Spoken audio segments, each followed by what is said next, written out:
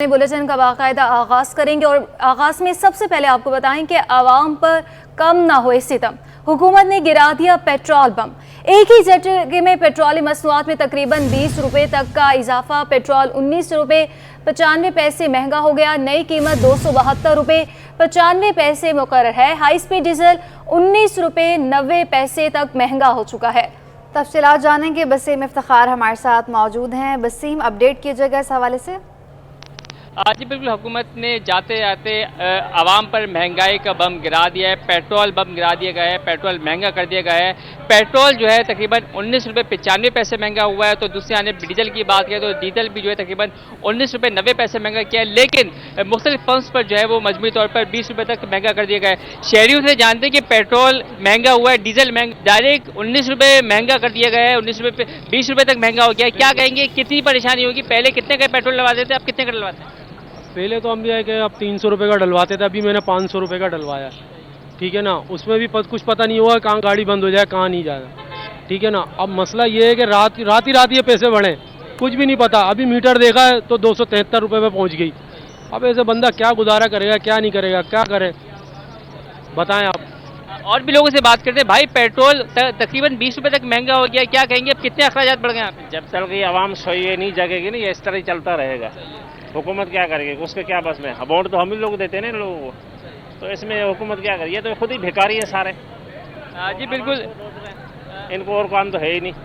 जी बिल्कुल, और भी लोगों से बात करते हैं। आप राइट, लोग जो है परेशान हैं और लोगों से हमारी बात हुई है। और भी लोगों से जानते हैं कि पेट्रोल की कीमतों में इजाफे पर उनका क्या कहना है, क्योंकि कराची में हमने देखा है कि ज़्यादातर जो लोग हैं वो मोटरसाइकिल इस्तेमाल करते हैं। मिडिल क्लास तबका सफ़र के लिए, ऑफिस जाने के लिए, ऑफिस से घर आने के लिए मोटरसाइकिल इस्तेमाल करता है। लेकिन अब जब पेट्रोलियम मसनूआत की कीमतों में इजाफा हुआ है तो शहरियों को शदीद मुश्किलात का सामना करना पड़ रहा है। बिलखुसूस जो मोटरसाइकिल तबका है उनको शदीद परेशानी का सामना करना पड़ रहा है। कराची में हम देखते हैं कि ज़्यादातर जो है वो मोटरसाइकिल, बाइक, ऑनलाइन जो बाइक सर्विस है वो यहाँ पर दिखाई देती है, राइडर दिखाई देते हैं। लेकिन सूरत हाल ये है कि वो भी अब परेशान हो गए, क्योंकि जरिया माश अब उनके लिए जो है वो उसके जरिए से गुजारा करना मुश्किल हो जाएगा, क्योंकि पेट्रोल मसनूआत की कीमतों में इजाफा हुआ है। दूसरी तरफ डीजल भी तकरीबन 20 रुपये तक महंगा हो गया है। डीजल की कीमतों में हवाले से शहरियों का कहना है कि इसका इम्पैक्ट जो है वो तमाम तरह जो ज़रूरत ज़िंदगी की अशिया उस पर पड़ेगा।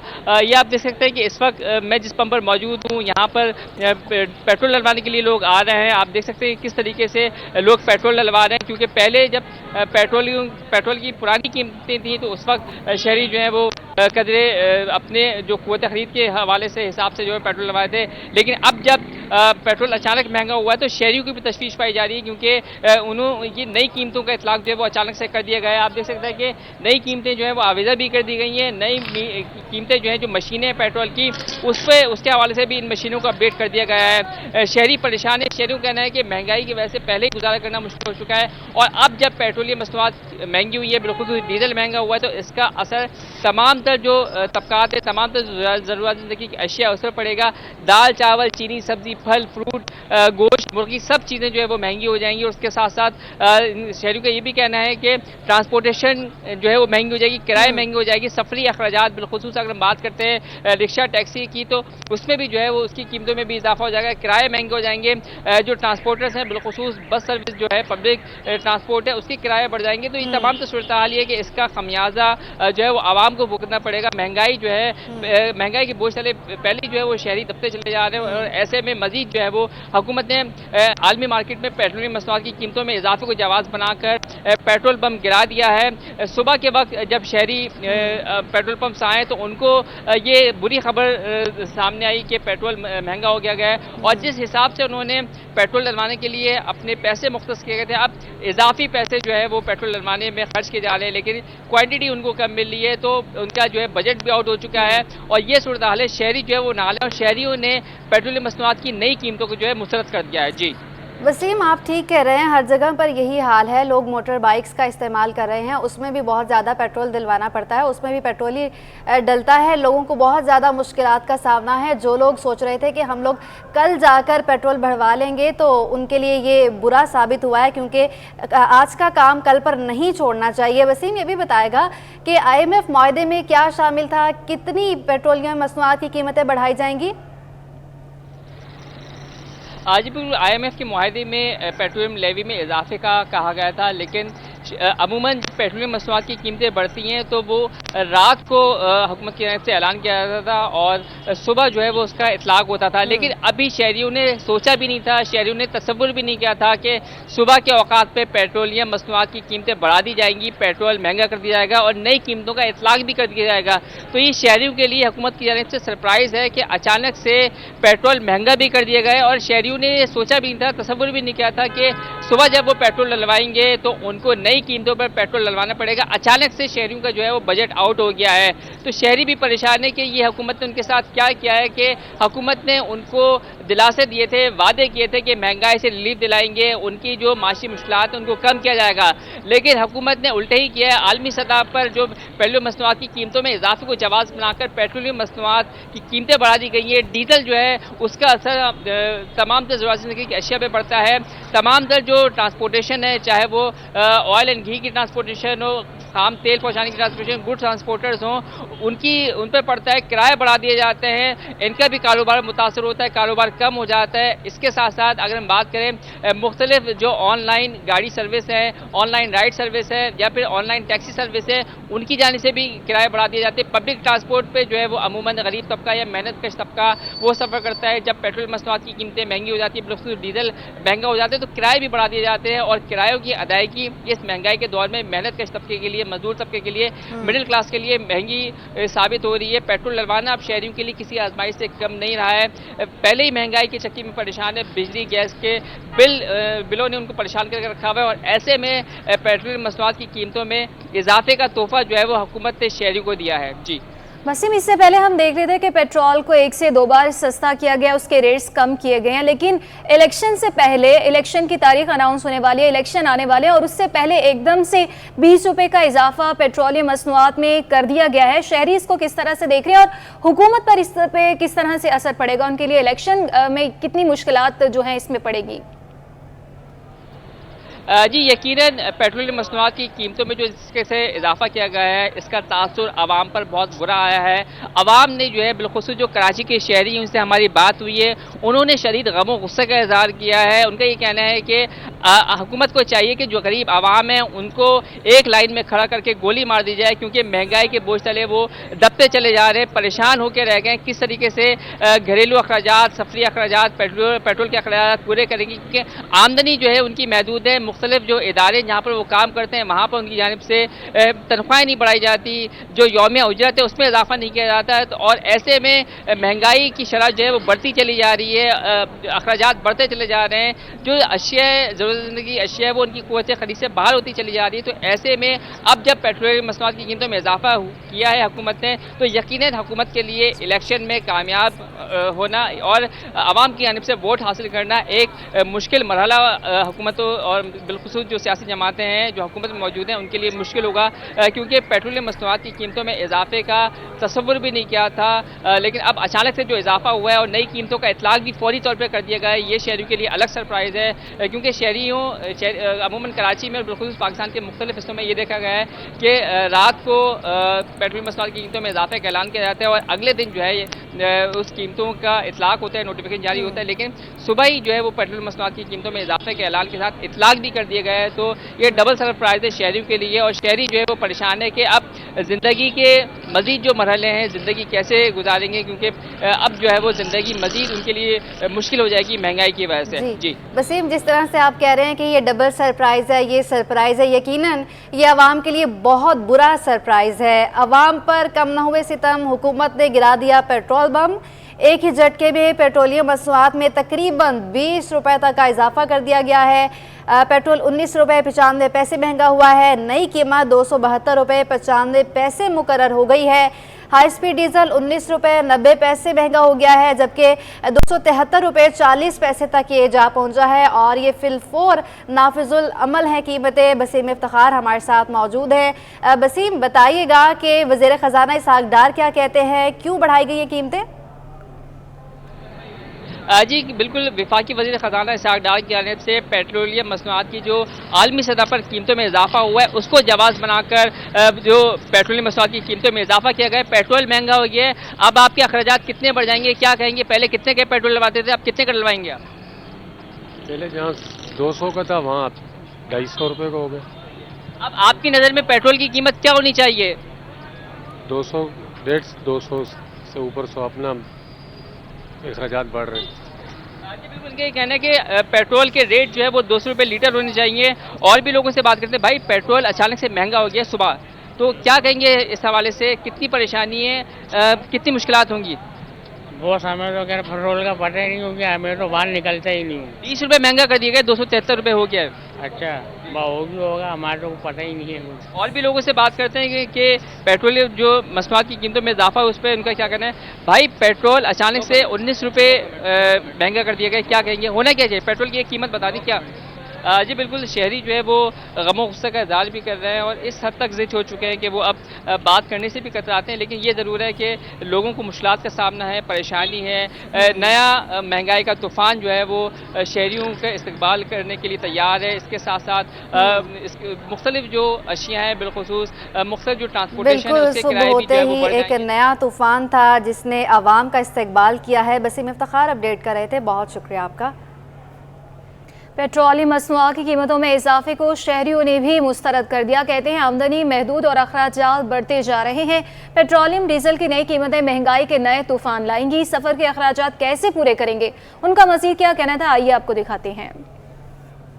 जैसे कि आप देख सकते हैं 19 रुपये पेट्रोल पे और डीजल पे बढ़ा दिए गए हैं। जैसे कि जाहिर सी बात है, आवाम जो है बेरोज़गार इतनी है, रोज़गार के उसमें लगे या इस चीज़ को अफोर्ड कर सके, अपना घर चलाए। पहले ही कम पड़ रहा था, अभी तो और कम हो गया। नहीं हो रहा, अभी गुजारा बहुत मुश्किल से हो रहा है। बिल्कुल काम स्लो है, एक तो काम भी नहीं, ऊपर से पेट्रोल महंगा हो गया, बहुत स्लो है।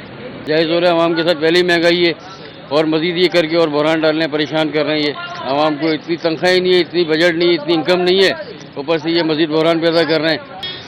अब पेट्रोल के पैसे तो पहले ही बहुत ज़्यादा हैं अपने, तो पेट्रोल के पैसे रेट नीचे आएंगे तो हर चीज़ के रेट नीचे आएंगे। यहाँ पे तो हुकूमत ने जीना आराम करा हुआ है भाई सबका। पेट्रोलियम मसनूआत की कीमतों में होशबा इजाफा हो गया। रिक्शा ड्राइवर कहते हैं अब रिक्शा चलाना बेरोजगारी के बराबर है, पेट्रोल में ही सारी कमाई चली जाती है। अवाम का तो कोई सोच ही नहीं रहा। तफसीलात बताएंगे अक्सा शाहिद। जी बिल्कुल, आज के दिन के आगाज़ के साथ ही हुकूमत ने आवाम को दिया बड़ा झटका और पेट्रोल की कीमतों में 19 रुपये 95 पैसे का इजाफा कर दिया। इस वक्त मैं जो है रिक्शा ड्राइवर के साथ मौजूद हूँ और इनसे बात करके जानते हैं कि पेट्रोल की कीमतों में जो इजाफा हुआ है उससे इनको किन मुश्किलात का सामना है। सर बताइएगा, अचानक से जो है वो 20 रुपये का इजाफा देखने में आया है, तो अब आप लोग किस तरह से जो है वो किराया लेंगे? हाँ जी, पैसेंजर जो हैं हमें पैसे नहीं देते। हम पैसेंजर उठाते हैं, उनसे किराया अगर ये 20 रुपये बढ़ा देते हैं या 40 बढ़ा देते हैं, हम उनसे 10 रुपये भी ज़्यादा मांगेंगे तो पैसेंजर हमें नहीं देते। हम तो रोज़ी रोटी को भी मोहताज हो गए हैं, क्योंकि पेट्रोल इतना बढ़ गया है कि हमारे लिए पेट्रोल के पैसे निकालने भी बहुत मुश्किल हो गए हैं। हम कहते हैं इन गाड़ियों से, रक्षों से ज़्यादा बैठ के कोई मजदूरी कर लें वो अच्छा है। हमारे लिए रक्षा चलाना अब बहुत मुश्किल हो गया है। जिस पैसेंजर को हम बोलते हैं ना कि हमें 10 रुपये बढ़ा के दे दो, वो बोलता है हम पैदल चले जाएंगे, आप पे नहीं बैठेंगे या बस पे चले जाएंगे। हमारे लिए रोज़ी रोटी कमाना बाजी बहुत मुश्किल हो गया है। बिल्कुल यकीनन आपने सुना कि इनका कहना है कि इनके लिए जो है वो काफ़ी मुश्किलात का सामने। इस वक्त जो है मेरे साथ जो है वो चिंची वाले भी मौजूद हैं। आप बताइएगा कि जब 9 रुपये की कमी हुई थी तब आपने किराया कम किया था? नहीं, किराया कम नहीं किया था, क्योंकि पेट्रोल वाले बढ़ा देते हैं जल्दी, कम होता है जल्दी, कम नहीं करते, बढ़ा जल्दी देते हैं। तो हम क्या करें, मज़दा वालों ने तो डीजल लगाया, उनको तो डीजल सस्ता है। हमारे लिए पेट्रोल महंगा है, कोई सवारी देती नहीं है, मज़दा पे चली जाती है। नहीं, अभी डीजल में भी जो है ना कीमतों में इजाफा किया है, तो पेट्रोल में कीमतों में इजाफा किया है, तो आप क्या पैसे बढ़ाने वाले हैं? क्या पका रहे हैं, अभी तो लेटर ही नहीं आया, किससे बढ़ा देंगे? अड्डे वाले लेटर देंगे तो बढ़ाएंगे ना हम तो। और हुकूमत से क्या कहेंगे? हुकूमत से यही कहेंगे, इससे अच्छा तो सारी गाड़ियाँ ही बंद कर दें। जब पेट्रोल महंगा करे जा रहे हैं, ट्रांसपोर्ट ही बंद कर दें, इससे अच्छा। जी बिल्कुल, लेकिन आपने सुना कि रिक्शा वाले हों या चिंची वाले हों, ये जो है परेशान दिखाई दे रहे हैं कि हुकूमत ने जो है वो रिक्शा दिन पहले जो है वो 9 रुपये कमी की थी पेट्रोल की कीमतों में, लेकिन अब जो है अचानक से जो है 19 रुपये 95 पैसे का जो झटका है वो आवाम के लिए काफ़ी बड़ा है। और जो है रिक्शा ड्राइवर जो है इस चीज़ से भी परेशान नज़र आ रहे हैं कि उनको सवारियाँ नहीं मिलती, जब वो जो है कीमतें जो है वो उस हिसाब से मांगते हैं सड़कों के। और साथ ही जो है इस हवाले से परेशान नज़र आ रहे हैं कि 2 वक्त की रोटी इनके लिए जो है इस महंगाई के दौर में मुश्किल हो गई है। रिक्शा है, उसका किराया भी देना होता है, सब चीज़ें होती हैं, लेकिन जो है वो पेट्रोल की कीमतों में मुसलसल तौर पर जो है वो इजाफा है। जी पाकि हुकूमत ने बिजली के बाद अवाम पर पेट्रोल बम गिरा दिया। सनतकारों का पेट्रोल और डीजल 20 रुपए फी लीटर तक महंगा करने पर शदीद रद्द-ए-अमल।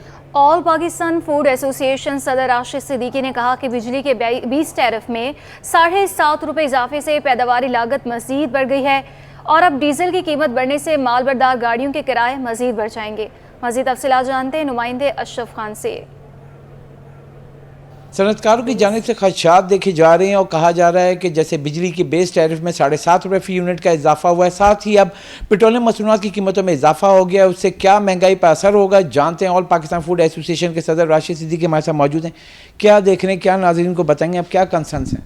देखिए, कंसर्न्स ये डेफिनेटली जब बिजली महंगी हो गई और प्रोडक्शन महंगी हो गई, पेट्रोल महंगा हो गया, ट्रांसपोर्टेशन महंगी हो गई।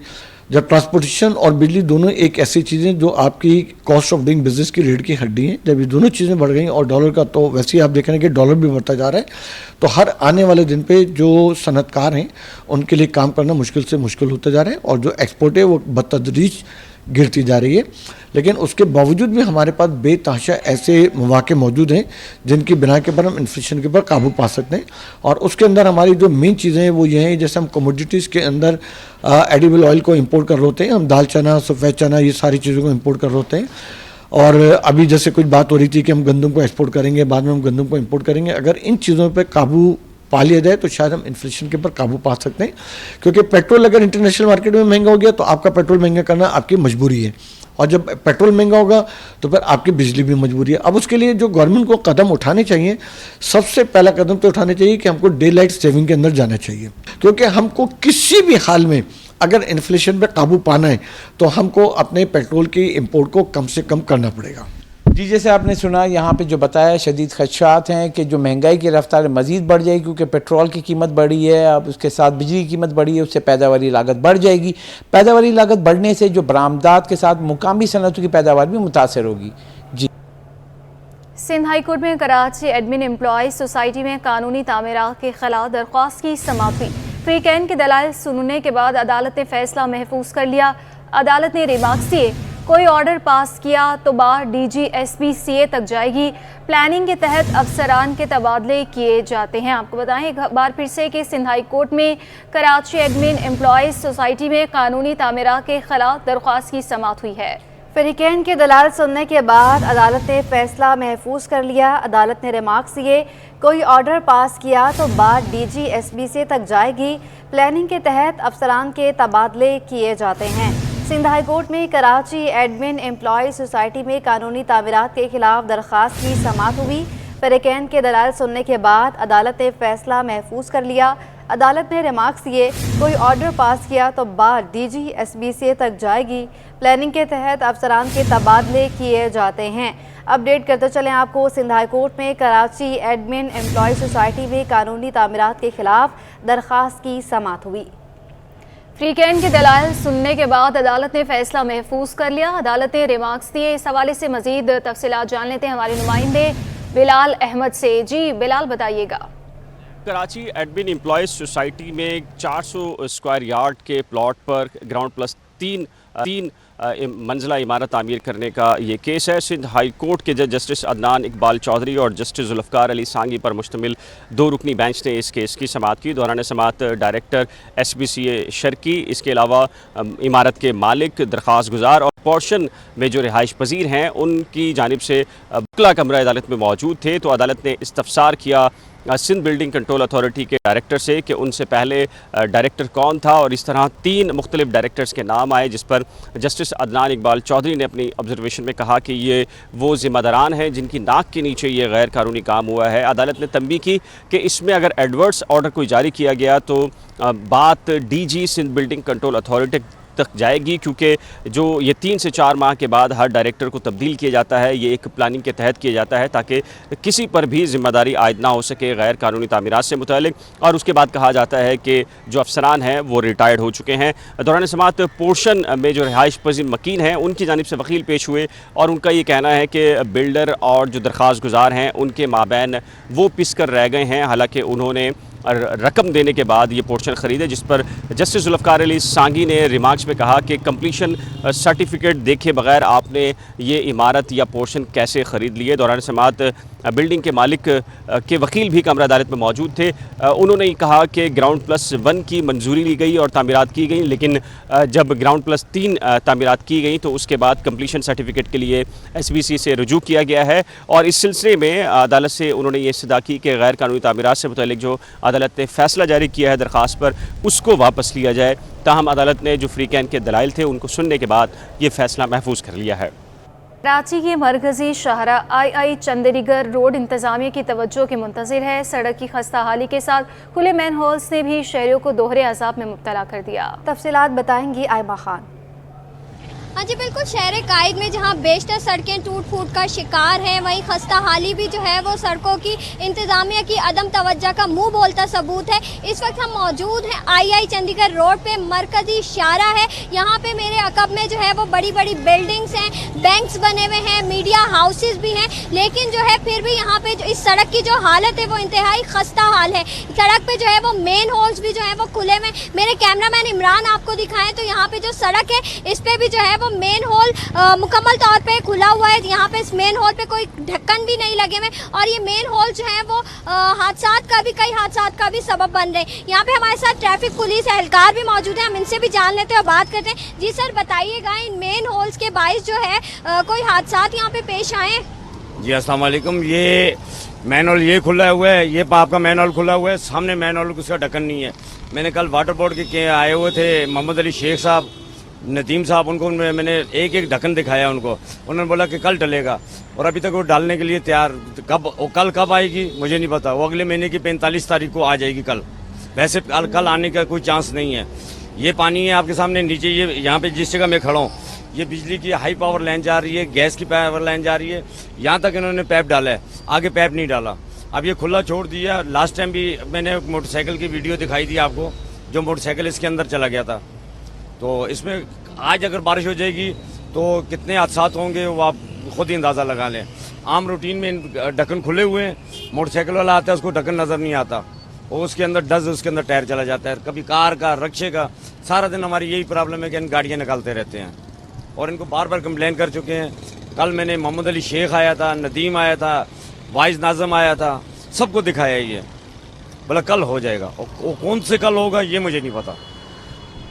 जी बिल्कुल, ये जो मेन होल्स हैं खुले हुए, ये कई सारे हादसात का भी सबब बन रहे हैं। मेरे साथ यहाँ पे शहरी भी मौजूद हैं, हम इनसे भी बात कर लेते हैं, जानते हैं। जी सर, आप हमें ये बताइएगा, ये जो मेन होल्स खुले हुए हैं इनके बाइस आप लोगों को किन मुश्किलात का सामना करना पड़ता है?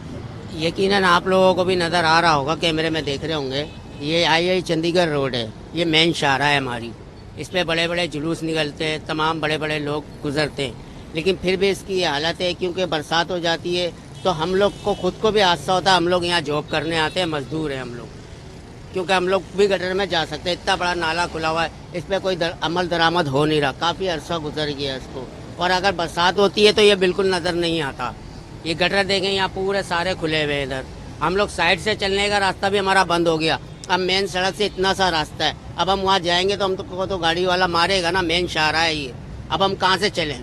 आप लोग ये बताएं हमें। अगर कैमरे में देख रहे हैं तो आप बराए मेहरबानी इस पे थोड़ा सा अमल दरामद करें, ताकि आप लोगों का अल्लाह पाक खुश रखे, अच्छा रखे, क्योंकि हम लोग को बड़ी परेशानी है। हम रोड क्रॉस करते हैं तो एक एक घंटा हमको खड़ा होना पड़ता है। किस तरह रोड क्रॉस करें? गाड़ियों को रास्ता ही पूरा नहीं मिल रहा है, एक गाड़ी इधर से आ रही है, किधर ट्रैफिक निज़ाम भी परेशान है। इतना बड़ा ये नाला है, अगर हम इस तरफ आते हैं तो इस नाले में जाते हैं, गाड़ी से बचते हैं तो इस नाले में जाते हैं, तो हम करें तो करें क्या? शहरियों को बड़ी दुश्वारी हो रही है इस II चंडीगढ़ रोड पर।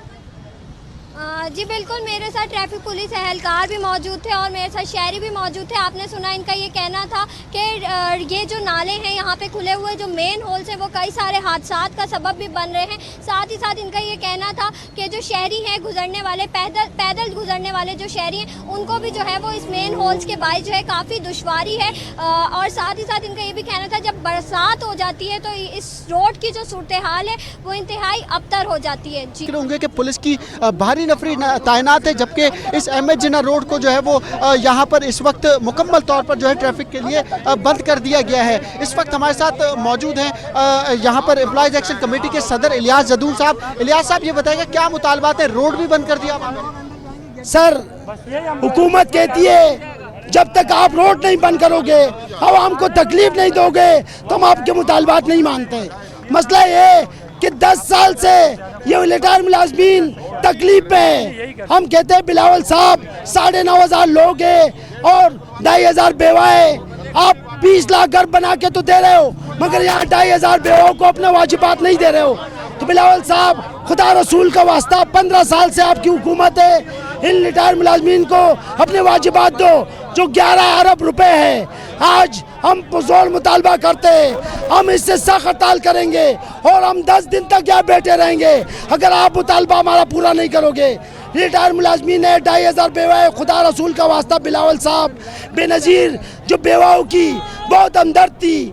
People Party Benazir income support programme वाली पार्टी है। 55 अरब बेनज़ीर इनकम सपोर्ट प्रोग्राम के लिए जारी हो सकते हैं तो 11 अरब रिटायर मुलाजमीन के लिए क्यों नहीं जारी हो सकते? तो मेयर साहब आपसे मिलना मुलाकात के लिए आए, कोई बातें आपकी सुनी हो? अभी तक कोई नहीं आया। मेयर एयर कंडीशन कमरे में बैठा हुआ है। हम कहते हैं आ जाओ, हालात खराब हो रहे हैं, खुदा रसूल का वास्ता आओ, ऐलान करो, कम से कम इन 2,500 बेवाओं को तो निकालो इस मुसीबत से। तो हम अभी कुछ देर बाद मेयर से मुज़ाकरात करने जा रहे हैं। जी बिल्कुल, कुछ देर के बाद ये मेयर कराची बैरिस्टर मुर्तज़ा वहाब के पास जाएंगे और अपनी बात रखेंगे। जब mayor Karachi barrister Murtaza Wahab administrator Karachi थे तो उस दौर में भी इनके मुज़ाकरात हुए थे, ताहम मुर्तज़ा वहाब ने इन्हें यकीन दिलाया था कि स्पेशल ग्रांट जो है वो सिंध हुकूमत से मंजूर करवाई जाएगी और उसके बाद जो वाजबात हैं, जो मुलाजमीन के वाजबात हैं, रिटायर्ड मुलाजमीन और वफात पा जाने वाले मुलाजमीन, उनके जो वाजबात हैं उनको वक्त पर अदा किए जाएंगे। लेकिन अभी तक ऐसा होता हुआ दिखाई नहीं दे रहा। मेरे कैमरामैन आपको दिखाएंगे कि इस वक्त भी जो है वो बड़ी तादाद में यहाँ पर मजदूर रहनुमा भी मौजूद हैं और जो यहाँ पर बल्दियाती मुलाजमीन हैं रिटायर्ड हो जाने वाले, वो भी तमाम यहाँ पर इस वक्त मौजूद हैं जो कि अपने हुकूक के लिए जो है वो आवाज़ बुलंद करते हुए दिखाई दे रहे हैं। एम एच जिन्ना रोड को जो है वो इस वक्त मुकम्मल तौर पर जो है आवाज़ बुलंद करें और अब से कुछ देर बाद मेयर कराची मुर्तज़ा वहाब के साथ इनके मुज़ाकरात भी होने जा रहे हैं। जुनेद जावेद तमाम तर सूरत हाल से हमें अपडेट करे थे, आपका शुक्रिया।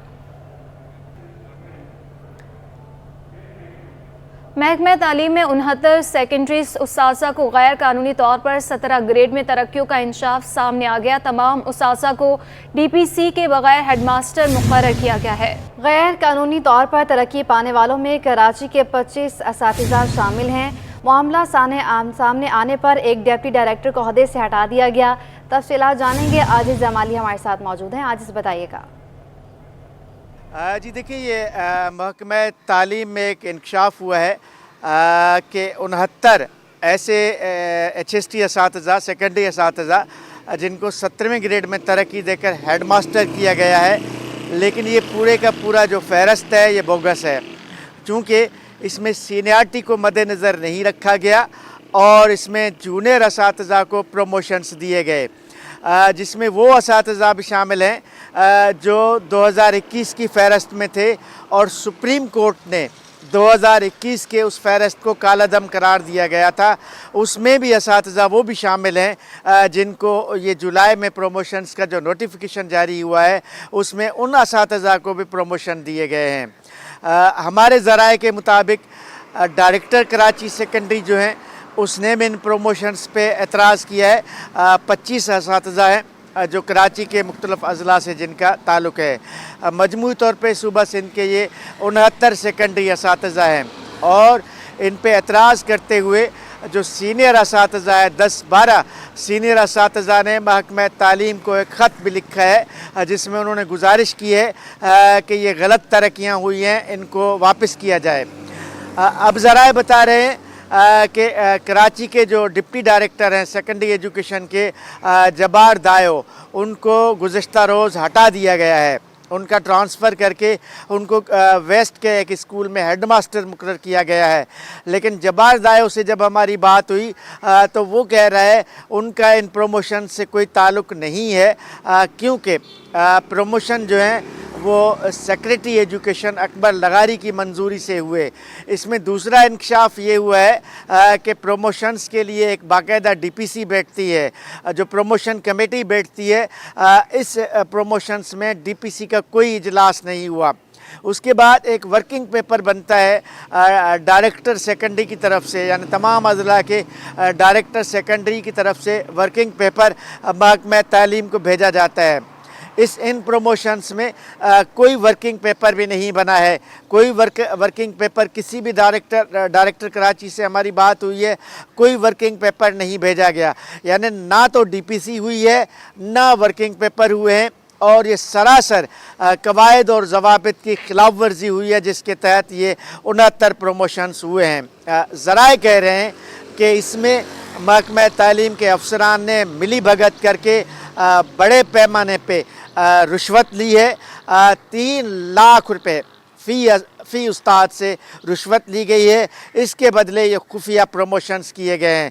बात सेक्रेटरी तालीम तक पहुंच चुकी है, वज़ीर तालीम तक पहुंच चुकी है और हमारे ज़राए कह रहे हैं इसका नोटिस भी लिया गया है। अब देखना ये है कि आया ये जो 69 गैर कानूनी प्रमोशंस हुए हैं इनको वापस किया जाता है या इसके बारे में क्या फ़ैसला किया जाता है। कराची में बिजली की लोड शेडिंग का दौरानिया बढ़ने लगा। लियारी ली मार्केट में 4 से 6 घंटे की बिजली बंद की जाने लगी। शहरी कहते हैं 24 घंटों के दौरान 8 से 10 घंटे की लोड शेडिंग की जा रही है। ऐसे में शहरियों के साथ दुकानदारों को भी परेशानी का सामना है। मज़ीद जान लेते हैं हमारी नुमाइंदा सबा परवेज से। जी बिल्कुल, गर्मियाँ आते ही बिजली की लोड शेडिंग का सिलसिला जो है वो जारी हो जाता है। एलानिया लोड शेडिंग जो है वो 4 से 6 घंटे, जबकि गैर एलानिया जो है वो 8 से 10 घंटे की लोड शेडिंग है। मैं इस वक्त मौजूद हूँ लियारी ली मार्केट में, जहाँ पर जो है वो शदीद लोड शेडिंग का सामना करना पड़ रहा है शहरियों को और दुकानदारों को। मेरे साथ इस वक्त जो है वो दुकानदार मौजूद हैं, इनसे जानते हैं कि मुझे बताइए कि लोड शेडिंग ये क्या सिलसिला है, कब कितने घंटे की लोड शेडिंग हो रही है? जैसी गर्मियाँ आती हैं तो लोड शेडिंग शुरू हो जाती है। अब लोड शेडिंग का ये इलामिया है कि इन्होंने गैर इलानिया लोड शेडिंग की है। हमने बार बार के इलेक्ट्रिक से मुतालबा किया है कि आप दौरानिया को कम करें, लेकिन ये है कि इलेक्ट्रिक एक माफिया बन गई है और उन्होंने अपनी मनमानी शुरू की है। यानी बड़े बड़े बिल आते हैं 20,000 15,000। अब गरीब दुकानदार, इसकी वजह से ये है कि गरीब दुकानदार कमर्शियल एरियाज में बहुत ज़्यादा तकलीफ है। ख़ुसूसी तौर पे हमारा जो लियारी का इलाका है यहाँ पे 8 से 10 घंटे की लोड शेडिंग की जाती है। आप देखें घर में बच्चे होते हैं, बूढ़े होते हैं, बुज़ुर्ग होते हैं, ख़वातीन होती हैं, बीमार होते हैं, तो उन्हें बड़ी तकलीफ़ होती है। इलाके के लोगों ने बहुत कोशिश की कि मतलब अपीलें की, लेकिन जूं के तू नहीं हो रहे। अब हम के इलेक्ट्रिक से, बल्कि हम ये चाहते हैं कि के इलेक्ट्रिक के लेन भर के और इनको दिया जाए, ये मतलब कौमी तहवील में ली जाए ताकि ये के इलेक्ट्रिक का मामला हल करें। और वज़ीर आज़म साहब ये अपील करते हैं कि कम से कम ख़ुसूसन कराची का मतलब बिजली का बहरान जो इसको ख़त्म कर दिया जाए। जी बिल्कुल, जैसा कि आपने सुना कि दुकानदारों का कहना है कि बिजली के बहरान को जल्द अज जल्द ख़त्म किया जाए, क्योंकि गर्मी के इस मौसम में जो है वो बच्चों और बुज़ुर्गों का रहना बहुत मुश्किल है। ख़ासतौर पर काम करने वाली ख़वातीन जो घर पर रहती हैं सारा दिन, तो इस गर्मी में जो है वो बिजली की लोड शेडिंग बर्दाश्त करना नामुमकिन है। इसके अलावा बिल जो हैं वो मुसलसल आ रहे हैं और 10 से 12 और 20,000 तक के बिल आ रहे हैं। कराची में मच्छर और मक्खियों की अफजाइश में इजाफे से मुख्तलिफ बीमारियां जन्म लेने लगी हैं। तफसीलात बताएंगे इरफान अब्बासी। जी बिल्कुल, तिब्बी माहिरीन कहते हैं कि डायबिटीज़ का शिकार जो मरीज़ हैं उनको सिर्फ डायबिटिक का इशू नहीं होता, बल्कि उनके साथ दीगर जो बीमारी होती है वो उनको ज़्यादा जो है वो परेशानी का सबब बनती है। इसलिए ज़रूरत इस बात की है कि आप सेहतमंद रहने के लिए डॉक्टर के मुताबिक जो ग़िज़ाएँ उनको इस्तेमाल करें। मेरे साथ डॉक्टर ज़िया मौजूद हैं, इनसे बात करेंगे। डॉक्टर साहब, अमूमन यही सारी चीज़ें देखने में आती हैं, मरीज़ कौन कौन सी ग़िज़ाएँ इस्तेमाल कर सकता है और कौन कौन सी प्रॉब्लम का आगे उसको मुश्किलात का सबब बन सकता है? देखिए, शुगर का जो जहाँ तक शुगर की बात कर रहे हैं, तो शुगर का आपको मालूम है हर पाकिस्तानी, हर तीसरा या चौथा पाकिस्तानी इसमें मुब्तला है। इस वक्त दुनिया में नंबर 1 पे है पाकिस्तान शुगर के हवाले से। शुगर के मरीज़ों को बहुत एहतियात करनी पड़ती है, जैसे कि उसमें शहद का इस्तेमाल, शुगर के मरीज़ों में मिठाइयों का इस्तेमाल, बेकरी के बिस्किट का इस्तेमाल, चीनी का इस्तेमाल, ख़ास तौर पे चीनी। वो चीनी भी कभी कभी ऐसा होता है कि वो दवाइयाँ ले रहे हैं तो चीनी का भी इस्तेमाल कर लेते हैं कि भाई दवा तो ले रहे हैं, लेकिन ऐसा नहीं है भाई, आपको चीनी बंद कर लेनी है, गुड़ बंद कर लेना है।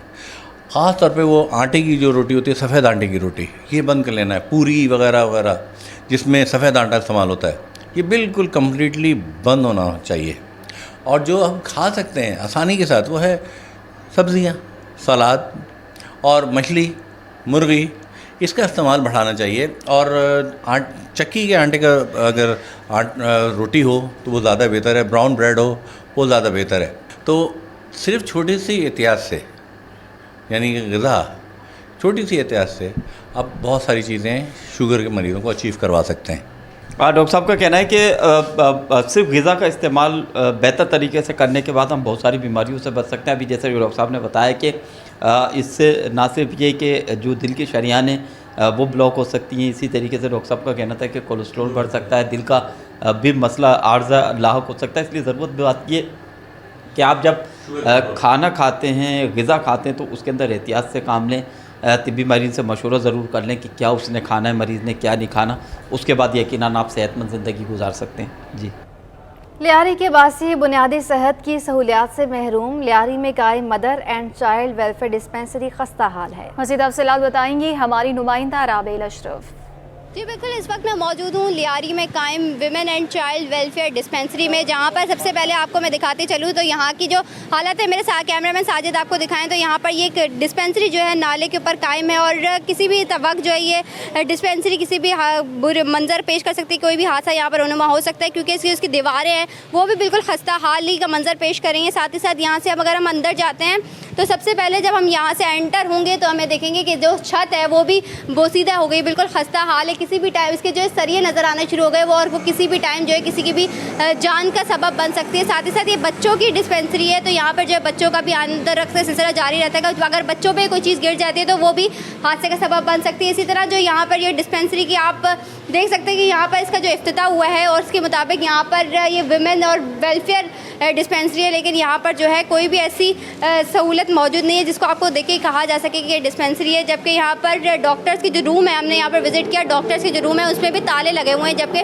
दोपहर का औकात है तो यहाँ पर जो है डॉक्टर्स मौजूद होने चाहिए। जबकि मेरे कैमरे में दिखाएं तो ये देखें ताले लगे हुए हैं, यहाँ पर ना कोई यहाँ पर डॉक्टर मौजूद है बल्कि ना ही यहाँ पर कोई अमला मौजूद है जो कि चले अगर कोई एमरजेंसी की सूरत में आए, बच्चा आए तो उसको दवाई तो दी जा सके, मगर यहाँ पर कोई भी सहूलत मौजूद नहीं है। साथ ही साथ यहाँ पर लाइट की सहूलत भी मौजूद नहीं है। मेरे कैमरे में दिखाएं तो आपको यहाँ पे पंखे वगैरह भी जो है बिल्कुल बंद है।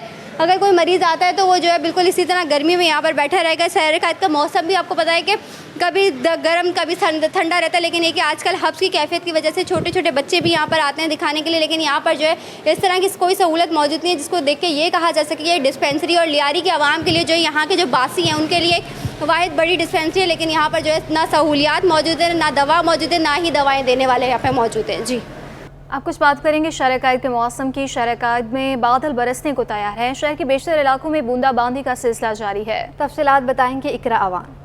जी बिल्कुल, अगर बात की जाए शहर कायद के मौसम की तो इस वक्त शहर कायद का मौजूदा दर्जा हरारत 30 डिग्री सेंटीग्रेड है, जबकि ज़्यादा से ज़्यादा 36 डिग्री सेंटीग्रेड तक जाने का इम्कान है। महकमे मौसमियात के मुताबिक इस वक्त हवा में नमी का तनासुब 74% है, जबकि जुनूब मगरिबी सिम से 19 किलोमीटर फ़ी घंटे की रफ्तार से हवाएं चल रही हैं।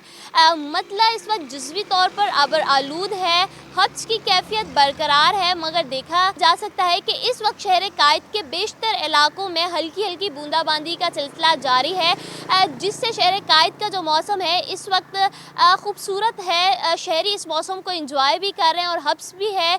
तो महकमे मौसमियात का ये कहना है कि रात के औकात में शहर कायद में हल्की बारिश का इम्कान है, जबकि आइंदा आने वाले चंद दिनों में शहर कायद में हल्की और तेज़ बारिश का भी इम्कान है। जी, ट्रांसपोर्ट के हवाले से कराची वालों के लिए अच्छी खबर, पीपल्स बस सर्विस के 2 नए रूट्स पर बसें चला दी गई हैं। मज़ीद तफसीलात बताएंगी हमारी नुमाइंदा आदिया नाज।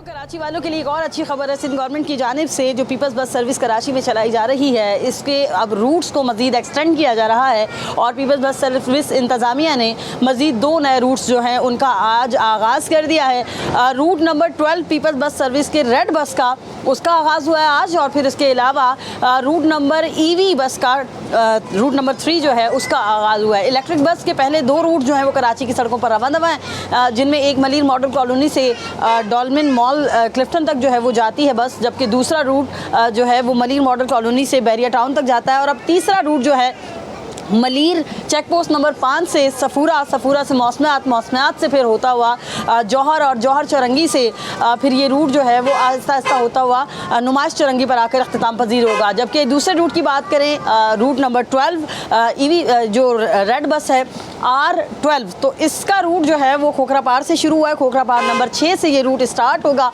और फिर बजरिया कायदाबाद से दाऊद चौरंगी, फिर उसके बाद लांढी रोड और फिर उसके बाद जाकर ये अख्तिताम पजीर होगा कोरंगी रोड से होता हुआ सदर पे। तो मेरे साथ कुछ मुसाफिर मौजूद हैं, इनसे बात करेंगे।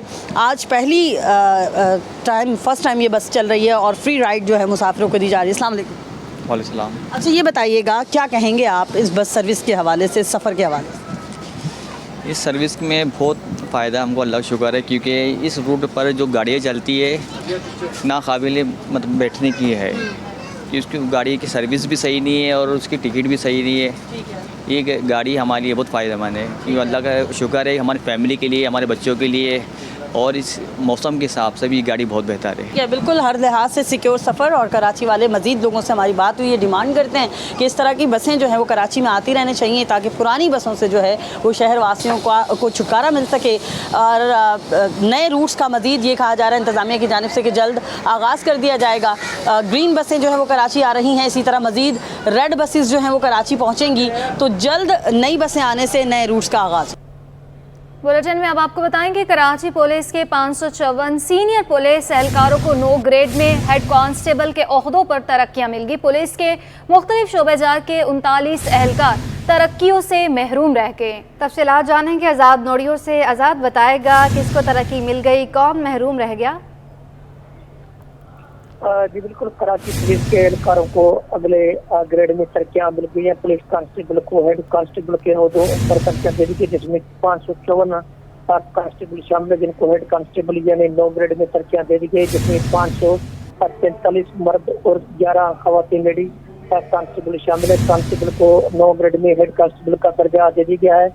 इस हवाले से एडिशनल आईजी कराची जावेद आलम मोडो ने तरक्की का नोटिफिकेशन भी जारी कर दिया, जिसकी काफी महकमा दाखिला को आसान कर दी गई है। तरक्कियां तमाम सीनियर कांस्टेबल को दे दी गई है। एडिशनल आईजी कराची ने इस अमल की तस्दीक कर दी है, जबकि 554 पुलिस एहलकारों को तरक्कियां मिलने के बाद कराची पुलिस में 554 एहलकारों की असामियां खाली हो चुकी हैं, जबकि पुलिस के मुख्तलिफ शोबाजात के 39 एहलकारों को किस्मत की डेली ने साथ नहीं दिया, जिसके बायस पुलिस के मुख्तलिफ शोबाजात के पुलिस एहलकारों के खिलाफ तहकीकात इस वक्त जारी, जिसके बाद उनको तरक्कियां ना मिल सकी है।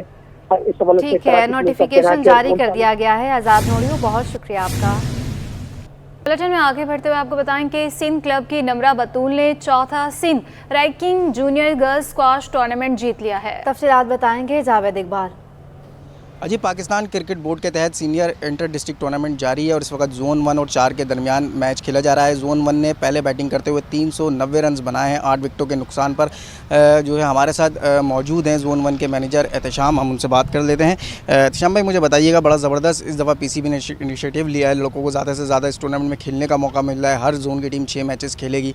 कितना टैलेंट आप देख रहे हैं यहाँ पर, लड़कों में कैसा टैलेंट नज़र आ रहा है? अच्छा टैलेंट नज़र आ रहा है मुझे माशाल्लाह, और जिस तरह से लड़के खेल रहे हैं आपको भी नज़र आया होगा, आपने दूसरों से भी इंटरव्यूज़ किए होंगे, उसमें भी पता चल रहा होगा कि यही लड़के एक ज़माने के बाद इस पीसीबी ने ये इक़दाम लिया है और इसके बाद आप देखेंगे कि ये काफ़ी दिनों के बाद ये रिवाइव हुआ है। इससे पहले दूसरे किस्म की क्रिकेट चल रही थी कराची के अंदर, अब बिल्कुल ही पाकिस्तान में डिफरेंट स्टाइल पर चल रही है, जबकि ये पुराना पैटर्न आ गया है। अब ये लड़के परफॉर्म करेंगे तो फिर आगे चलेंगे। अभी डिस्ट्रिक्ट खेल रहे हैं, फिर आगे चलेंगे, फिर अंडर 19 वगैरह जब होगी उसमें परफॉर्म करते रहेंगे तो फिर पाकिस्तान लेवल पे चलेंगे, फिर फर्स्ट क्लास पे चलेंगे। इस तरह से चलेंगे ये लोग। और हमारी टीम ने, आपको जैसे आपने बताया कि हमारी टीम ने 390 रन बनाए हैं, जिसमें बेहतरीन कप्तानी कर रहे हैं हमारे फजल जुबान साहब, जिन्होंने 145 रन बनाए, और सैफुल्लाह बंगश 87 रन बनाए, उन्होंने 83 रन बनाए, और बेहतरीन खेल का मुजाहरा हो रहा है। आपको खुद बहुत ऑर्गेनाइज वे में चल रहा है ये पूरा सिलसिला। देखिए, हमारे साथ मौजूद थे जोन 1 के मैनेजर एहतशाम। इनका ये कहना है पीसीबी की जानिब से बड़ा ज़बरदस्त ये इनिशिएटिव लिया गया है, जिसमें तमाम जोनों को जो है 6 मैचेस खेलने का मौका मिलेगा। ज़्यादा मैचेस खेलने से जो है लड़के जो है वो ज़्यादा को मेहनत करेंगे, परफॉर्मेंस दिखाएंगे अपनी, और इनको जो है यहीं से जो टॉप परफॉर्मर होगा उसको आगे जाने का मौका भी मिलेगा और आगे जाके जो है वो अच्छी क्रिकेट खेल सकते हैं। जी।